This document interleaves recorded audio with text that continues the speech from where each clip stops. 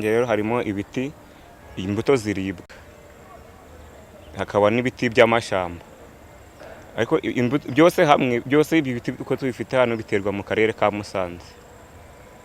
Buri rugo izi mbuto ziribwa tuzigurisha abaturage bo muri uyu mudugudu, bo muri akarere ka Musanze mu mirenge igize aka karere. Dufitemo avoka, tukageramo amatunda hari ubwoko ano aranda, tukagiramo n'ibinyomoro n'amacunga n'indimu. Sinanjye bifite akamaro nyine n'abaturage batuye aha ngaha begeranye nayo, kuko mu gihe cyo kugura imbuto mu isoko buri wese aba yifitiye urubuto mu rugo agomba kwisarurira yitereye. Gura nk'abantu numva ariko kamaro kanini yaba ifitiye abaturage batuye muri aka karere. Ibikorwa byo gutubura ingemwe ni ibikorwa bishobora kuzanira inyungu ababikora kandi bikaba biri muri gahunda yo kongera amashyamba. Avoka tuyigurisha 500 ku muturage ushaka kuyiterera mu rugo. Noneho ibiti by'amashyamba igiti inturusu tugitangira amafaranga 20. Kubera ko ari bw'igitangira mu mpeshyi nta n'abakiriya tuba dufite. Ni kubera ko izuba riba ririmo riva nta watera igiti cyahita cyuma.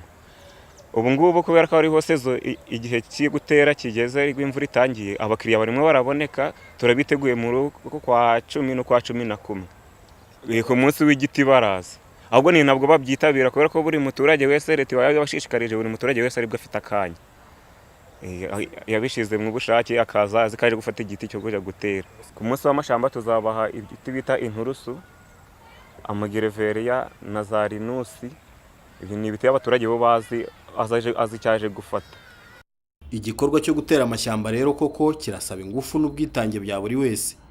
Uruhare rw'abikorera nko muri pepiniyeri rwagarutsweho na Bwana Karanganwa Papias, umukozi muri Minisiteri y'Umutungo Kamere. Nkuko rero mubibona hano hari ingemwe z'amoko atandukanye, hari ingemwe z'amashyamba, hari ingemwe z'ibiti bivangwa n'imyaka, hakaba n'ingemwe z'ibiti by'imbuto ziribwa. Ikindi cyadushimishije kurushaho nuko iyi pepiniyeri yakozwe n'abantu bikora ku giti cyabo, abaturage ba hano muri aka karere babifashijwemo na Croix-Rouge y'u Rwanda. Bikaba byumvikana ko abaturage bamaze kumva akamaro k'amashyamba, bakamaze kumva akamaro ko kwitegurira ingemwe badategereje amaso gusa kuri leta, kuko nabo basigaye bikaba bigaragara ko nabo basigaye bishyiramo imbaraga zo kwitegurira ingemwe zabo.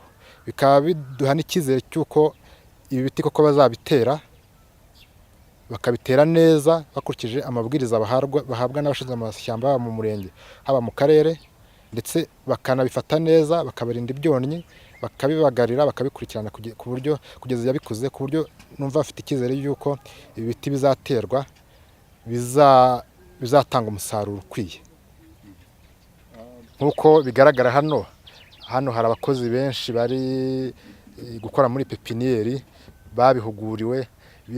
Ikigaragara ni uko bahuguwe, bazi neza uko bakora pepiniyeri. Nk'uko mubibona pepiniyeri ifite isuku, ibiti bimeze neza, barabyuhira neza, barabibagarira neza, bigaragara ko babyumvise uko bikorwa neza, bakaba bazanabitera neza. Ikindi rero byabahaye akazi, byagabanyije ubushomeri, abantu barakora, barahembwa, barikenura. Kuko nkaba rero nkangurira n'abandi no mu tundi turere twose tugenda tutarageramo, yenda nkaba nifite icyizere ko nitutugeramo dusasanga yenda naho bimeze gutya, ariko nakangurira abaturarwanda kumenya gukunda igiti, gukunda amashyamba, gukunda gutera amashyamba, kumenya akamaro kayo, kandi ntibategereze leta, bagashyiramo imbaraga zabo.